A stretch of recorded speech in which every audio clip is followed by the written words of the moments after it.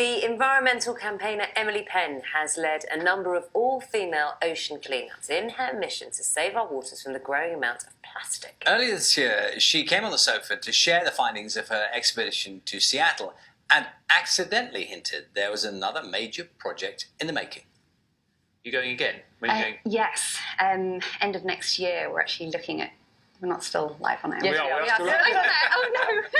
Is it a secret? It is still a secret. Okay. We haven't announced it, but you've got to stand by for. Stand by. Yeah, Stand by. we're going to announce in 2019. What is it? It's going to be big and exciting. It certainly is. Here she is with the news of her latest expedition. Emily Penn is in our newsroom. Emily, you can finally let the cat out of the bag now, like officially, and tell us exactly what's going to go on. Good morning. Good morning. So tell us what's happening. Tell us about the project and why. Why now? So we today are announcing our next big project. It's eXXpedition round the world. So we are scaling up the work that we've been doing over the last 5 years, sailing to these accumulation zones to study plastics and also explore solutions. And we've had so much interest from people that want to take part in these voyages that this is our answer. And we're going to take as many people as possible.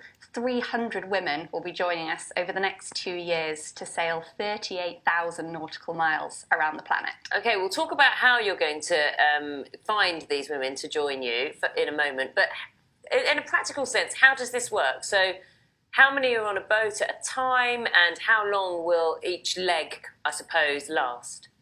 So there will be 10 guest crew at a time on board.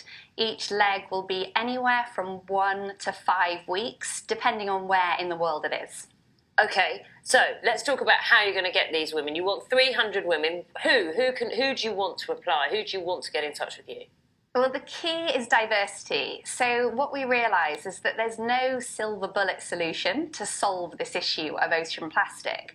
And what we need is a really diverse mix of women coming from all different backgrounds, working from all different angles to tackle the problem. So we're looking for those women so that we can go out there, explore the problem firsthand, and work out where our skill set intersects that issue. So that means scientists, but also communicators, filmmakers, teachers, and packaging designers and policymakers, people who can solve the problem as well. You say diversity, but you have said it's all women, only women. Why is that? So it started off all women because as we learned more about the toxic chemical pollution in our ocean, we realised it had a particular impact on women. The fact that they're endocrine disruptors, they get into our bodies, they mimic our hormones, and we can pass them on to our children. So we decided to set it up as an all-women's project. And to be honest, we set off on the first mission and there was such a good vibe on board. It was such an amazing space. We decided to keep on running it as an all-women programme. Okay, so look, what is going to be done? What is going to be achieved with this journey? So on one hand, we'll be raising awareness. We'll be getting eyes on the water for 2 years, constantly studying the issue. We're also going to be doing lots of scientific research. We'll be working in partnership with University of Plymouth and University of Georgia to actually collect more critical data of particularly the impact this plastic's having and finding out more about where it's coming from to help lead towards solutions.